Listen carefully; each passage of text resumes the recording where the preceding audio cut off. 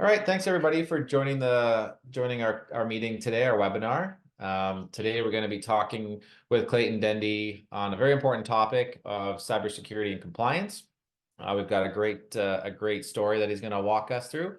But first, I'll just introduce myself at the BHC Group. So we're a company that does Dynamics GP support, implementation, and services, as well as business transformation consultants. So helping companies look for new systems, technology, and we help them implement it. So about us, so we were founded in April of 2016. I'm the founder and principal, and we sort of established ourselves as a niche boutique consulting firm, as an alternative to some of the large corporate consultancy firms out there. With the team divided between Winnipeg and Vancouver, we support both cities and even cities across Canada. So I reside in Winnipeg, and we've got team members in Winnipeg and in Vancouver, and so can support across the country. And our goal is to help our clients achieve their business and technology objectives. We've got very senior, knowledgeable consultants that have lots of years of experience and special domain experience, and we bring people in to help you, get the most out of your system. So talking about our team, so here are some of our team members that are pretty active with the BHC Group right now. And you can see my dad there, Larry Hack. So we often work together. It's kind of always a fun dynamic, but he's great to have on the team with his leadership and support. And our philosophy. So we like to keep our projects and our clients on track. So we sort of lean in with teamwork. So we collaborate, we listen, and we actively engage with our clients to understand their needs. We're reliable, so reliability. We provide outstanding customer service through honesty, responsiveness, and delivering on our commitments. So when we say we're going to get something accomplished, we do. That's what we work towards. Accountability. So we own what we do, as it says there. And so we like to make sure that things are done when we say they're done. Something stopped over there. Let's go back and share my other screen again. Okay. Sorry about that technical glitch. I've lost my mouse now. Share.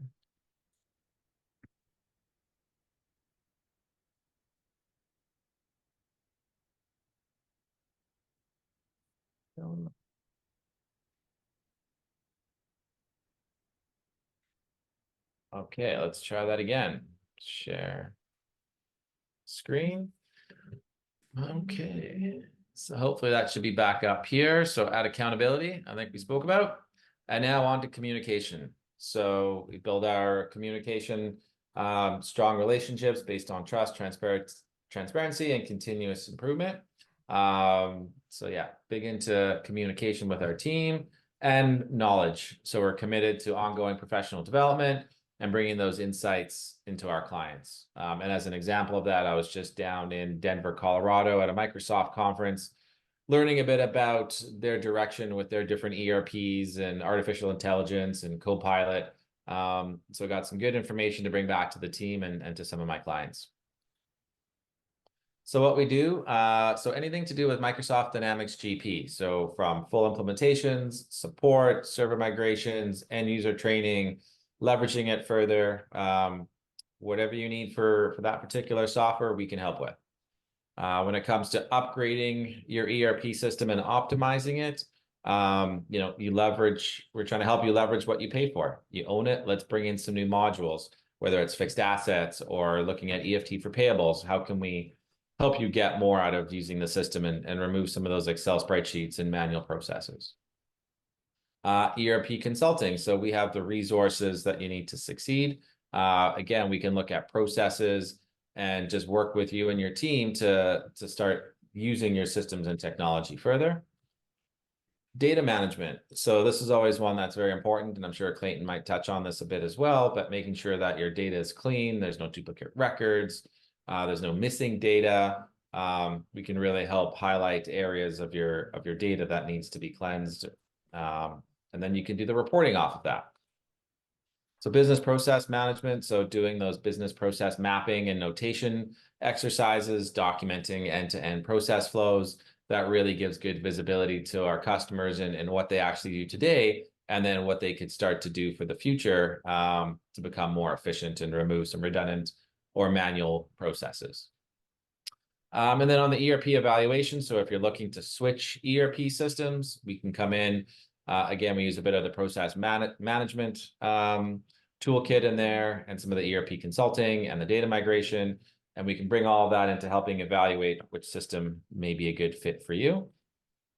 And I guess, yeah, it ties into the software selection as well. So taking you through that journey, identifying vendors and products out there that will fit within your time frame, budget, scope of work, resource availability, and so on.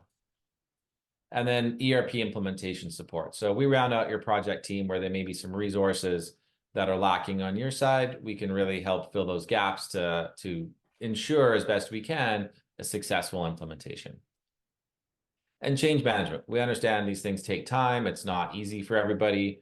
We like to get users involved early in the process, show them the what's in it for me, and really bring them along on our journey to make sure that that change management sort of sticks as you move into the new system with new processes. Just a handful or so of our customers. So as you can see, we vary quite a lot in our industry experience, from mining to not-for-profits, distribution, financial services, wholesale. We've done education. We've done quite a lot with different clients over the past 8 years. But yeah, always looking to help our clients with new features, functions, and systems when they're ready. So I'm going to hand it over to Clayton now, who's going to talk about the cybersecurity, and we will go from there. Clayton, over to you. Awesome. Thanks so much, Brian. Let me throw my screen up here. Let me know when you can see it. Yep, and I'm going to mute myself as well, so there's no more background noise. Awesome. Okay. Welcome. Thank you all for taking the time to tune into this presentation on how to leverage compliance as a sales driver in your business. My goal for everyone today is to, number one, everyone to stay awake, and for each of you to gain at least one new valuable insight. So a bit about me. My name is Clayton Dendy. I'm a passionate technology enthusiast and dedicated security and technology nerd. I started my career with 8 years at a big name consulting firm, and now I'm fortunate to be working hands-on with companies eager to enhance their security and achieve compliance. I hold a Chartered Professional Accountant, or CPA designation. I'm a Certified Information System Auditor, CISA, and I have a few other security certifications. But I'm not playing around with the newest gadgets in home automation. I love spending time in the trails and mountains with my amazing wife, good friends, and our 2 adorable dogs. And here's a fun tidbit. In the second picture here, you'll find me at the 60-kilometer mark of a grueling 100-kilometer ultramarathon. My wife, Victoria, she's there offering much needed support as I question all my life choices that led me to that very challenging moment. So today's session is divided into 3 parts. First, we'll discuss cyber incidents and data breaches. Next, we'll cover compliance standards and real-life case studies. And finally, we'll outline the 7 critical controls that can cover 80% of compliance requirements. We've also peppered in some of my favorite cybersecurity memes to break up the content. And in this case, you don't want to be the Dos Equis man. Good one. So, okay, let's start with the basics. Understanding cyber incidents and data breaches and why they matter. For most of you, this is obvious, but surprisingly, it's still often overlooked. A cyber incident includes unauthorized access, disclosure, disruption, modification, or destruction of IT systems or data. Essentially, any activity that compromises the integrity or security of your digital assets. A data breach is when sensitive information, such as personal data, financial details, or proprietary information, is exposed or accessed without authorization. This can have severe financial and reputational consequences. Cybercrime is projected to grow 15% annually, reaching $14.4 trillion by 2025. This is unprecedented. It represents the greatest transfer of economic wealth in history and highlights the critical need for robust cybersecurity measures. In 2023, the average cost of a data breach for Canadian companies was $6.98 million. That's the third highest globally. And for organizations with fewer than 500 employees, the average impact of a data breach increased by 13.4%, costing up to $4.56 million. This can clearly be devastating for smaller businesses.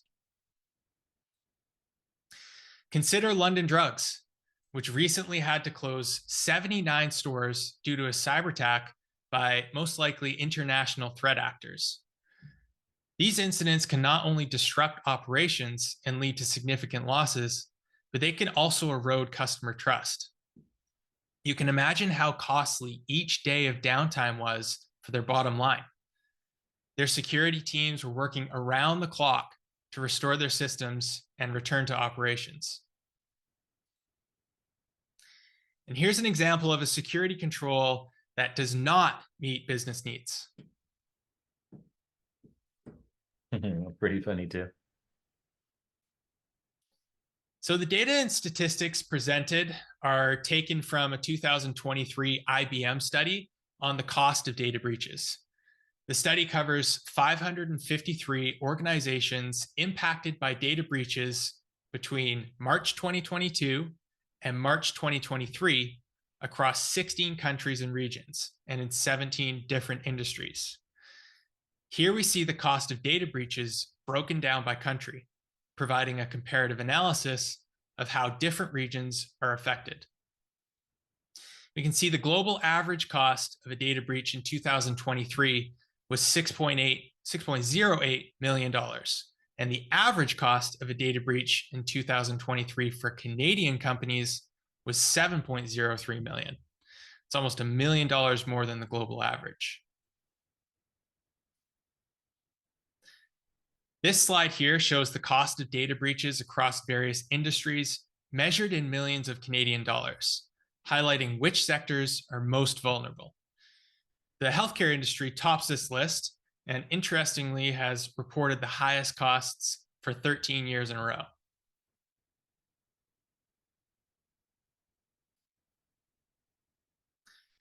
The time taken to identify and contain a breach is critical, obviously. We can see that here, and not surprisingly, the longer it takes, the higher the cost. Now we can see the mean time to identify and the mean time to contain seem to have peaked in 2021. In 2023, it took organizations 204 days to identify a breach and 73 days to contain it.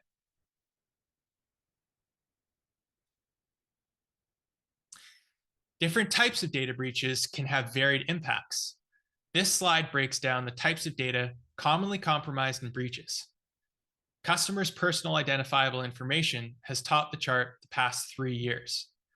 An example of this would be Facebook's highly publicized breach of user data in April 2021, when personal data pertaining to 533 million Facebook users was made public on an online forum. And here we see the cost per record compromised, which varies depending on the type of data. Interestingly, there's a very strong correlation between the frequency and the cost of compromised records. If you look back on this slide, we can see it's almost a one-to-one match. For those of you doing the math, Facebook's breach could have cost them up to $133 billion. And we know that they received fines from Ireland's data protection commissions for around $377 million just for that breach, and have accumulated fines of well over $2 billion from other regulators around the world.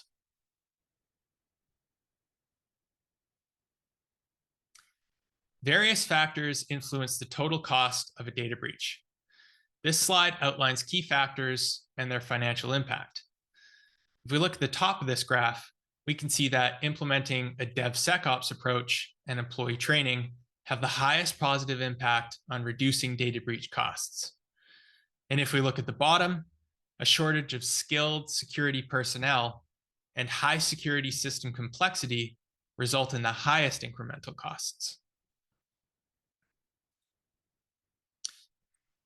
And here's a good example that your password policy should be stronger than using a cheesy as a deadbolt.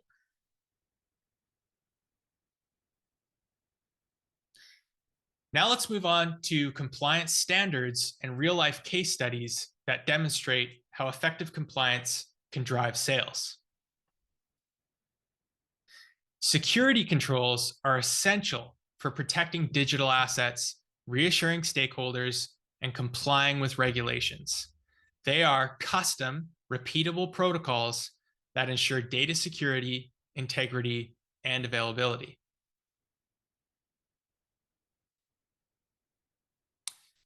This table provides a foundational comparison that can help companies determine which certification might best suit their specific needs, considering their industry, market strategy, and existing compliance level. Effort to achieve and cost estimate can vary greatly depending on the size, current compliance posture of the organization, and the complexity of their environment. Renewal frequency involves regular audits and reassessments to maintain certification. Implementation time is a rough estimate and can be shorter or longer based on the organization's readiness and the efficiency of the internal process. Market perception reflects the general regard for the certification within the industry and among global markets. And finally, required resources indicates the typical team composition or external support needed to obtain and maintain the certification.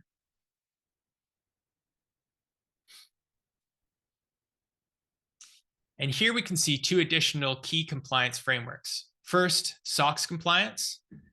This is essential and non-negotiable for publicly traded companies, and it focuses on financial reporting and internal controls. And for companies where specific standards might not necessarily apply, and some of you might fall into this category, or the companies that you work for, implementing a general best practice control framework can be incredibly beneficial. This framework aims to establish universal best practices across all industries. It can help reduce insurance premiums by 25 to 50%, reduce sales cycle time, and lower the likelihood of incidents, which is just wins all around.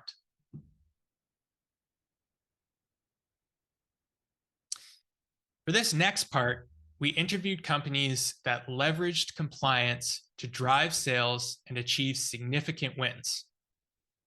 This first company, DataJoy, maintained SOC 1 and SOC 2 compliance, which gave them credibility to sell to established enterprises. Achieving compliance was crucial for their growth and eventual acquisition by Databricks. Pier 1 Hosting's investment in compliance accelerated contract negotiations and reduced the time spent completing lengthy security questionnaires. Compliance became a must-have for many of their customers. Procurify is actually a company that we worked with to help implement a SOC 2 framework and achieve certification. It took us around 8 months to design and implement an effective control framework that helped them pass a SOC 2 Type 2 audit. They found that providing a SOC 2 report eased strict deadlines and reduced the time spent with client security teams. Compliance certifications became a requirement for even being considered as a vendor in their industry. FinAI is another company that I worked with for several years at my previous company in an external audit capacity. I remember the first time I walked into their office, I was nervous and anxious. So I had to talk to the CTO that day. And it was just my first year as an IT auditor. It was up to me and my manager to audit them. We walked into the boardroom, we shook the CTO's hand, and he greeted us warmly. He was genuinely excited for the conversation. His demeanor really set the tone. It stood out to me from other CTOs I had met. He wasn't defensive or aggressive. He was happy to share all the hard work his team put into securing their product. He was confident in the technical requirements, and he understood the importance of building a rapport with us, the auditors. We had a great discussion that day, and we left the office feeling excited and energized to work with him. After that first meeting, he set up product demos that made their system really come alive for us. It made our work so much easier once we understood how security controls were implemented in real-world scenarios.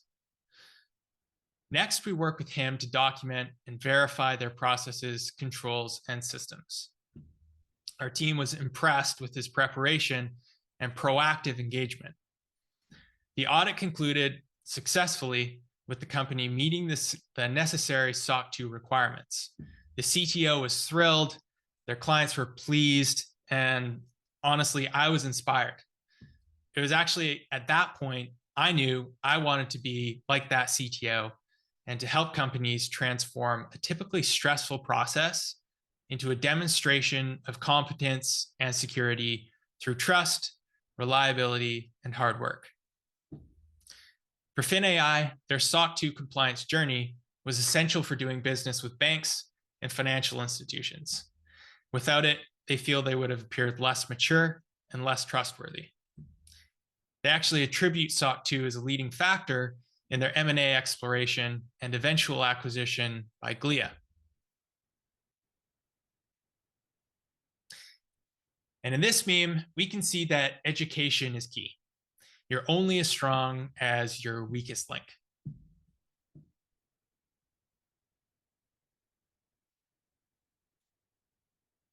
Finally, let's discuss the 7 key controls that can cover 80% of compliance requirements and significantly reduce the risk of data breaches. Backups. They're the cornerstone of data protection and resilience. Regular backups ensure that data can be restored in the event of data corruption, deletion, or a cyber attack. Scheduling automated backups to run at a set frequency, monthly, weekly, daily, hourly, or even continuously, ensures that data is consistently backed up without manual intervention. One small hack here is to use backup solutions that support incremental backups to save space, time, and reduce bandwidth usage. Best practice is to store backups off-site, either in a secure cloud service like AWS S3 with encryption, or a physical separate location using durable storage media. And this safeguards data against physical disasters like fires or floods. I've actually seen one instance where Google Cloud accidentally deleted a company's entire cloud environment. It's in the news, you can look it up. It happened to Unisuper, which is an Australia investment company that manages $80 billion. The company had backups in another region, but GCP deleted those too. Luckily, they had yet more backups on another provider. So the moral of this story is always create multiple redundancies in your backup management process. The final recommendation here is to regularly test the backup restoration process. To do this, we first prepare a test environment that mimics our live setup to avoid disruptions during the test. Next, we select a recent backup, be it a full system, database, or crucial files. to ensure it can be restored smoothly. We locate the backup files on an external drive, cloud, or backup server and initiate the restore process using our software. Restoring to the test environment allows us to verify everything without affecting live operations. We check the restored data for corruption, functionality, and accessibility. We document each step, noting any issues and tracking restoration time and success. This helps us analyze and improve our process. And after reviewing the results, we make necessary adjustments to our backup strategy. Finally, we share the results with the team, ensuring everyone understands the procedures and any changes. This keeps us prepared for real data loss situations. Patch management. Patch management is crucial for maintaining the security and functionality of systems. Regularly applying patches ensures that software vulnerabilities are addressed, reducing the risk of exploits and downtime. So first, we test. Before deploying patches, it's essential to test them in a controlled environment. Create a test environment that mirrors your production setup to identify any potential issues without disrupting live systems. Apply the patches to this environment and monitor for any conflicts or performance problems. Testing ensures that patches won't negatively impact your operations. And I actually worked with a client who accidentally or negligently skipped this step, and it cost them thousands of dollars. They had to hire external consultants to come in and fix things after the update broke their systems. Next, we deploy. Once patches have been thoroughly tested, it's time to deploy them to production systems.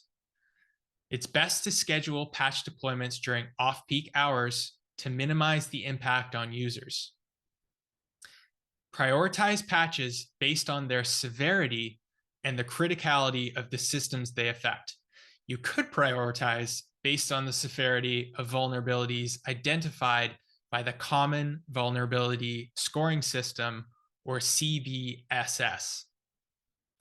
Critical patches should be applied within 24 hours, while lower risk patches can follow a weekly schedule.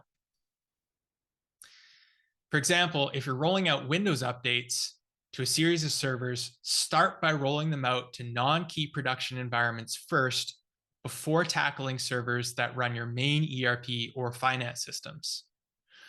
Automation tools can help streamline the deployment process and ensure the patches are applied consistently and efficiently across all systems.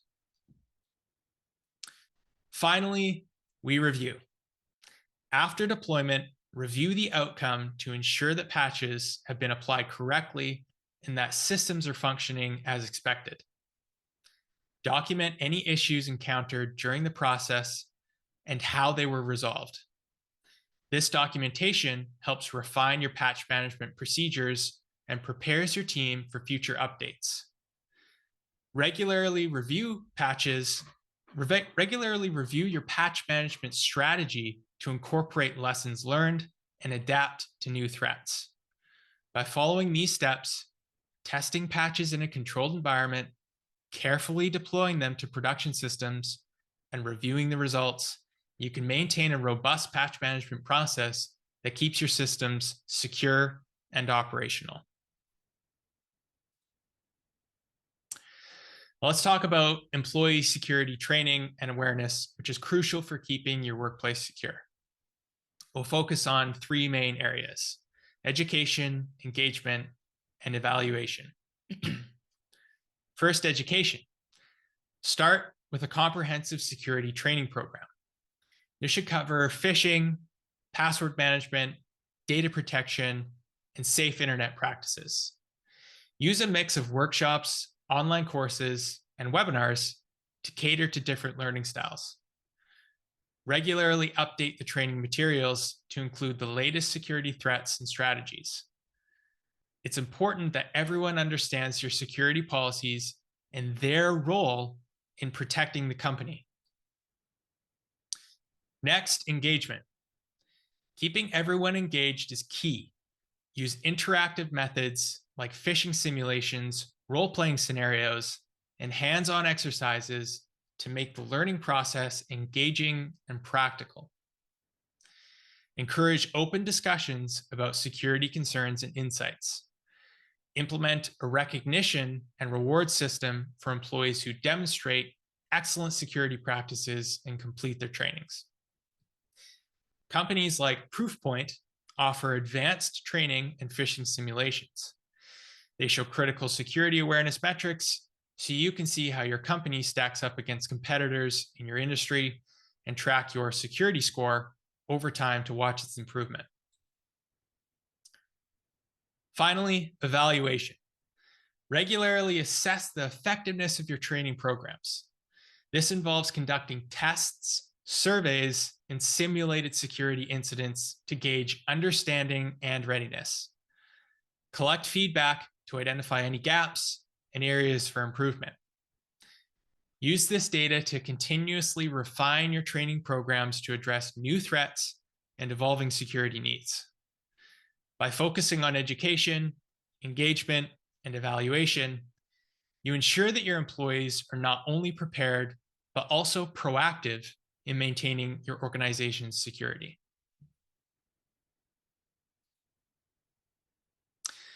Let's talk about identity access management, or IAM, a critical aspect in maintaining security in your organization.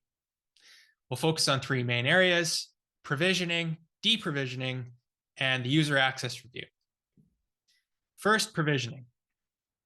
This is the process of creating and managing user accounts and access rights. It's important to have a streamlined and secure provisioning process with appropriate approvals in place to ensure that employees have the right access to the tools they need from day one. I know a company that implemented an automated provisioning system. When a new employee joined, the system would automatically set up their email, access to necessary applications, and permissions based on their job role. This not only saved time, but also reduced the risk of human error.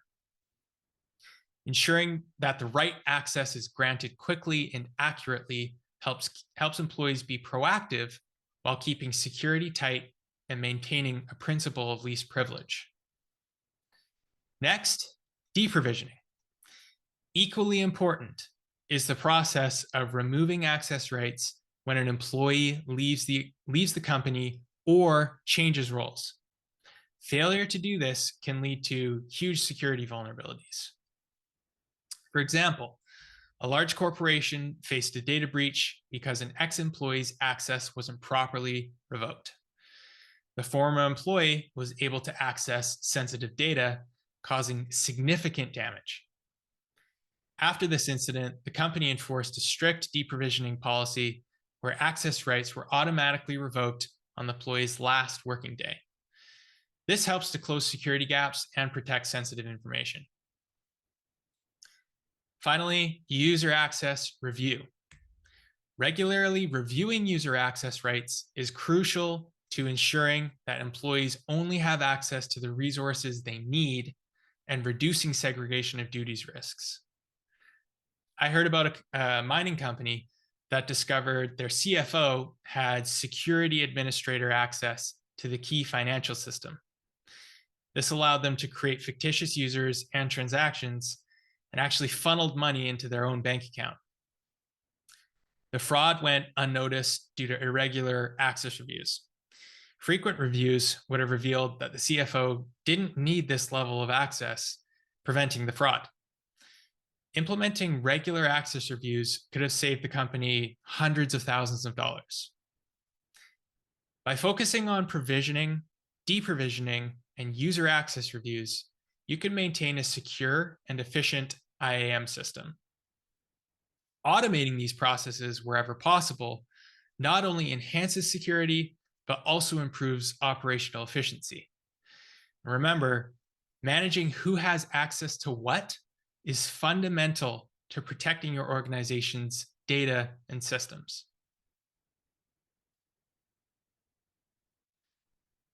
Strong authentication is essential for securing your organization's digital assets. Here we'll focus on three key areas: single sign-on SSO, multi-factor authentication MFA, and password managers. Single sign-on, or SSO, allows users to access multiple applications with just one set of login credentials. This simplifies the login process and reduces the number of passwords users need to remember. We always suggest companies implement SSO across all applications where possible. Without SSO, employees have to remember different passwords for each system, which can lead to weak password practices and frequent password reset requests. With SSO, employees can use a single set of credentials to access everything, which streamlines their workflow and enhances security by reducing the attack surface for potential breaches. It also streamlines the access provisioning and deprovisioning process for security administrators. Multi-factor authentication, or MFA. MFA adds an extra layer of security by requiring users to provide 2 or more verification factors to gain access. So your password and a token on your cell phone or a text message. This significantly reduces the risk of unauthorized access, even if a password is compromised. Finally, password managers. Password managers help users generate, store, and manage strong, unique passwords for all their accounts. This eliminates the need for remembering multiple passwords and reduces the likelihood of password reuse and weak passwords. I literally cannot recommend password managers enough. They should be standard for every business. So by using single sign-on, multi-factor authentication, and password managers, you can really step up your organization's security game. These tools make things easier for users and dramatically cut down the risk of data breaches. Let's look into the principles of data encryption, focusing on 3 key elements: encryption at rest, encryption in transit, and key management. Encryption at rest involves encrypting data stored on physical media such as hard drives, SSDs, and databases, including databases hosted by cloud providers. Best practices for encryption at rest include using strong encryption algorithms like AES 256 to ensure data cannot be easily decrypted by attackers. Implementing transparent data encryption, or TDE, for databases can encrypt data files and backups without requiring changes to applications. Additionally, combining encryption with other security measures like access controls and intrusion detection systems creates layered security. For instance, segmenting sensitive data into isolated storage environments minimizes exposure and enhances protection. Encryption in transit secures data as it travels across networks and the internet, protecting it from interception and tampering. Key best practices include transport layer security, TLS, or secure sockets layer, SSL, to encrypt data between clients and servers. It's crucial to use the latest versions and configurations to avoid vulnerabilities. For highly sensitive data, implementing end-to-end encryption, E2EE, ensures that data is encrypted from the source to the destination without any intermediate decryption. Mutual authentication through mutual TLS, or MTLS, verifies both client and server identities, enhancing security by ensuring both ends of the communication are trusted entities. For example, a healthcare provider uses TLS 1.3 for all data transmissions between its web portal and backend systems. ensuring patient information remains confidential and secure during transit. They also employ mutual TLS for API communications between internal services, further fortifying data integrity and authenticity. Effective key management is critical to the overall security of encrypted data. Best practices include using a centralized key management system, or KMS, such as AWS KMS or Azure Key Vault, to securely generate, store, and manage encryption keys. Regular key rotation is also important. Implementing automated key rotation policies to periodically change encryption keys minimizes the risk of key compromise. This can be managed through KMS capabilities or custom automation scripts. And additionally, restricting access to encryption keys to the minimum necessary personnel and integrating logging and monitoring to audit key usage and detect anomalies are essential. Consider this: a multinational corporation utilizes a centralized KMS to manage all encryption keys across its global data centers. They enforced strict access controls with keys only accessible to specific security teams, and enforce regular audits and automatic key rotation every 90 days. This rigorous key management strategy ensures that even if encrypted data is intercepted, it remains indecipherable without the correct, regularly updated keys. By integrating robust encryption at rest and in transit, along with comprehensive key management, you can significantly enhance your data security posture. These practices ensure that sensitive information remains secure, compliant with regulations, and resilient against sophisticated cyber threats. Finally, let's explore the critical role of security audits in maintaining a robust security posture, focusing on three key areas: compliance standards, internal audits, and governance, risk, and compliance, or GRC. Starting with compliance standards, adhering to these is fundamental for meeting legal, regulatory, and industry-specific requirements. It's crucial to first identify and thoroughly understand the compliance standards applicable to your organization, whether it's SOC 2, ISO 27001, GDPR, HIPAA, or PCI. And we touched on those on an earlier slide. Each standard has specific requirements that must be met to ensure you're compliant. Conducting regular compliance assessments is a best practice that helps ensure ongoing compliance, and utilizing tools and frameworks designed to map your security controls to these standards can be very effective. Additionally, engaging with third-party auditors to validate your compliance efforts can provide an unbiased view and help identify areas for improvement. For example, a healthcare organization ensures compliance with HIPAA by conducting annual third-party audits along with quarterly internal assessments. This dual approach helps maintain a high standard of data protection and patient privacy. Next, let's discuss internal audits.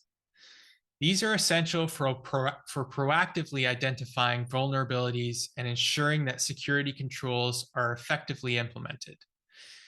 It's important to establish an internal audit team with the necessary expertise in cybersecurity and risk management.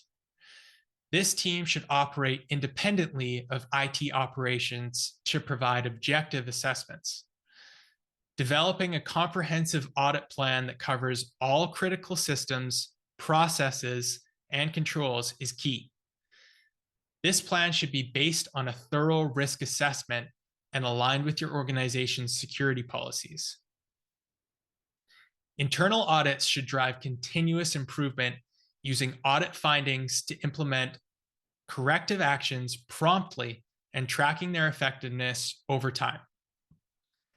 For instance, a financial institution conducts biannual internal audits focusing on network security, data protection, and incident response. These audits are planned meticulously and executed by a team of skilled auditors, leading to actionable insights and continuous enhancement of their security posture.